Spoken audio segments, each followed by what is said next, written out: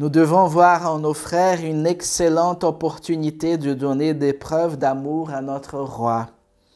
En acceptant ses offenses, en écoutant ses plaintes, en aimant ceux qui ne sont pas aimés, en pardonnant à ceux auxquels il est difficile de pardonner, en vivant son amour d'une façon toute spéciale envers ceux qui ont le plus besoin de lui. Nous vivrons alors notre vocation qui est une vocation d'amour, par amour et pour l'amour.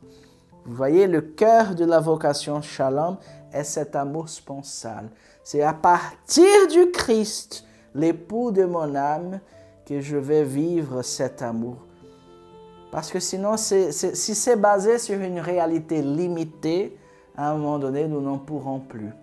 Et si aujourd'hui même nous ne pouvons pas avec notre vie spirituelle, c'est un signe que nous repartons de façon quotidienne, non pas du Christ, mais simplement de notre bonne volonté, qui est très beau, et elle est très importante pour attirer la grâce, mais elle n'est pas du tout suffisante.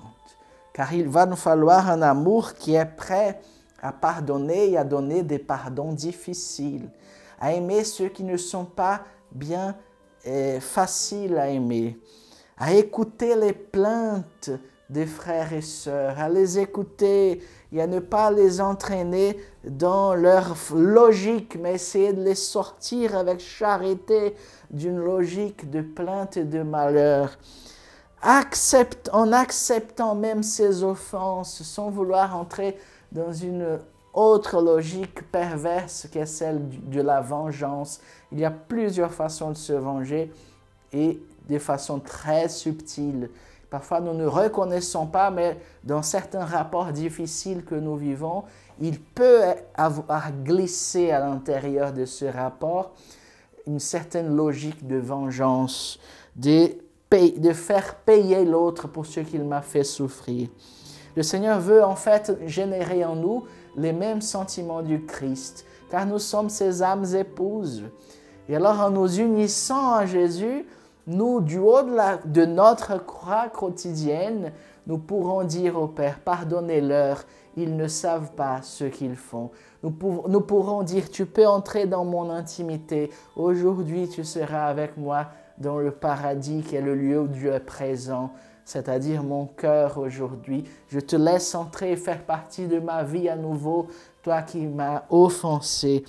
En acceptant les offenses, en sachant que les personnes souvent ont été elles-mêmes victimes d'autres actes de méchanceté.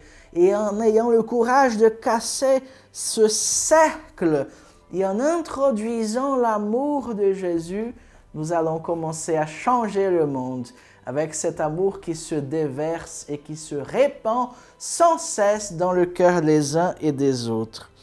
Nous devons voir en nos frères une excellente opportunité de donner des preuves d'amour à notre roi.